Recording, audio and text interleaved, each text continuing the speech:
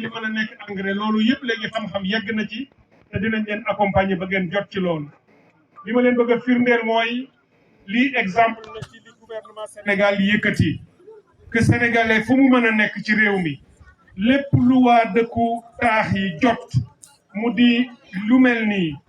ba ci ndoxum naan loolu itam ma profité wax leen ko ndax dégg naa yóbbante yi dégg naa mébét yi ak jafe-jafe yi surtout ci yéen jigéen ñi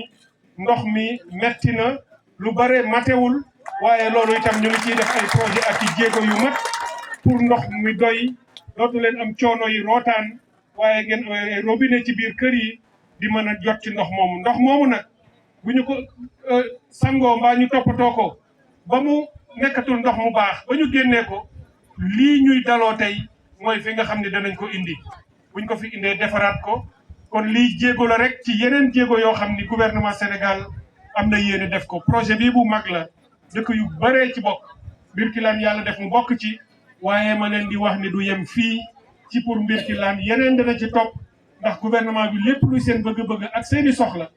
dafay jaar fi mu war a jaar moo xam mu jaar ci monsieur le maire wala seeni député wala ci gouverneur mbaa préfet bu yegsee ci biir ministère yi dañ koy yóbbu daal di koy liggéeyaat mu nekk ay projet ak ay programme ñu delloosi leen ko incha allah pour mën a gën a ñoŋal seen dund fii ci biir dëkk bi. kon ci turu président de la république ak monsieur le premier ministre ak gouvernement bi yëpp maa ngi leen di sant bu baax a baax di leen gërëm di féliciter des directeurs généraux ONAS ak équipe am bi nga xam ne ñoom ñoo liggéey lii ma leen di ñaax itam ñu continuer di leen ci gunge di leen accompagner lépp loo xam ne dina ko gën a ñoŋal gën koo defar ba ci camion yi nga xam ne parce que boo ko defaree te amul camion yu koy jël loolu itam du am benn njëriñ day des ci biir kër yi loolu itam danañ leen accompagner ak mairie bi ak kilifa yi ñu fexe ba am ay loo xam ne camion yu koy mën a jël ñoom dinañu def ay proposition xool nu ñu koy doxalee pour ñu koy mën a indi fii waaye gouverneur wax na léegi ni li ko wër lépp du rek ci biir Kaffrine ci biir Birkilane waaye yeneen dëkk yi nga xam ne itam am nañ ci ay soxla fii ba Kaffrine laata keroog ñuy am ñoom itam lu mel nii danañu mën a utiliser lii pour que li ñu koy dooyee lépp ñu mën cee jot kon maa ngi gërëm ñëpp di sant ñëpp di leen masawu ci toogaay bi yal nañu yàlla may ci barke weeru koor wi ñu am yeneen yu ñu ñëw inauguré fii ci biir Birkilane moo xam mu jëm ci wàllu assainissement bi mbaa mu jëm ci ndox mi wala leneen ak leneen loo xam ne lii itam njëriñ la ci lay doon ci askan wi kon ñoo ngi leen di sant bu baax di leen gërëm asalaamaaleykum loolu laa bëggoon rek yëkkati ci ay kaddu ci lii nga xam ne am naa ci mbégte di ci félicité di ci gërëme ci turu président ak turu premier ministre. Je voudrais en 2 mots dire un message à l'endroit de nos concitoyens qui nous regardent, qui nous écoutent ici à Birkilane ou à travers le pays pour dire que nous sommes ici pour réceptionner et inaugurer cette station de bout de vidange réalisée par l'Office national de l'assainissement ici dans cette cité de Birkilane. C'était un vœu, c'était une demande. Le gouvernement du Sénégal l'a réalisé, mais ce projet traduit en acte une volonté des plus hautes autorités du gouvernement sénégalais de garantir l'équité, la justice sociale à tous les Sénégalais et à toutes les Sénégalaises, partout où ils se trouvent, dans les villes comme dans le monde rural, accéder indifféremment à tous les avantages et tous les droits auxquels ils doivent prétendre. Ici, la question de l'assainissement a toujours été presque réservée à l'urbain. Aujourd'hui, cela change et ça va continuer puisque l'un des marqueurs clés des nouvelles politiques publiques, c'est de garantir la justice sociale et l'équité.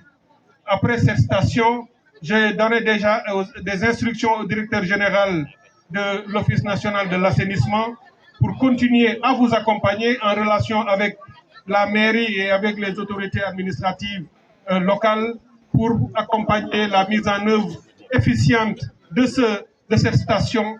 afin qu'elle atteigne tous les objectifs que nous en attendons. Je voudrais donc remercier à travers monsieur le maire toute la communauté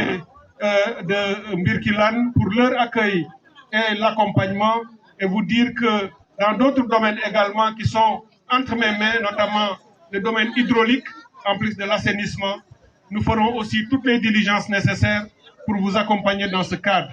Il y a beaucoup de besoins ici, il y a des demandes, j'en suis conscient, mais nos nouveaux projets n'oublie pas Birkelane. Birkelane est déjà pris en compte dans d'importants projets qui sont en cours de réalisation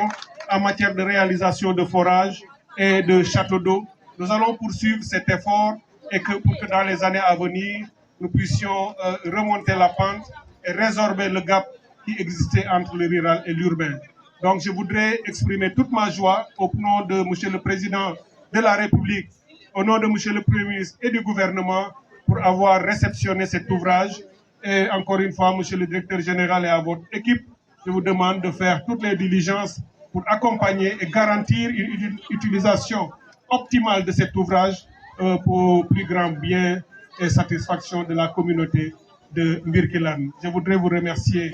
toutes et tous pour votre aimable attention et présenter mes regrets et excuses à ces braves dames qui nous attendent depuis ce matin. Heureusement, il ne fait pas très chaud aujourd'hui, mais quand même l'attente a été longue. Et je voudrais vous remercier et vous dire que nous reconnaissons les efforts que vous avez consentis. Merci à toutes et à tous et à très bientôt. Yóbbaale ngeen ñu ci ñun ñëpp ñun itam dañ leen xaw a yërëm rek ci toogaay bi ndax yàgg na xam nañu loolu te koor la te bari na lu ngeen war a defi moo tax ñu bëgg rek gàttal ko tànk yi nag tànk yi mbégte la ci ñëw daloo lii nga xam ne def nañ ko fi muy station de traitement de boue de vidange lii nag dañu ko baaxooroon rek di ko gis ci dëkku taax yi ville yu mag yi ñoo ko daan faral di am di def vider fosse yi di ko fa yóbbu ñu koy traité di utiliser waat ndox mi waaye di génne jafe-jafe yi ci kër yi ci biir fosse yi ngir nit ñi gën a am kaaraange ci seen wér-gu-yaram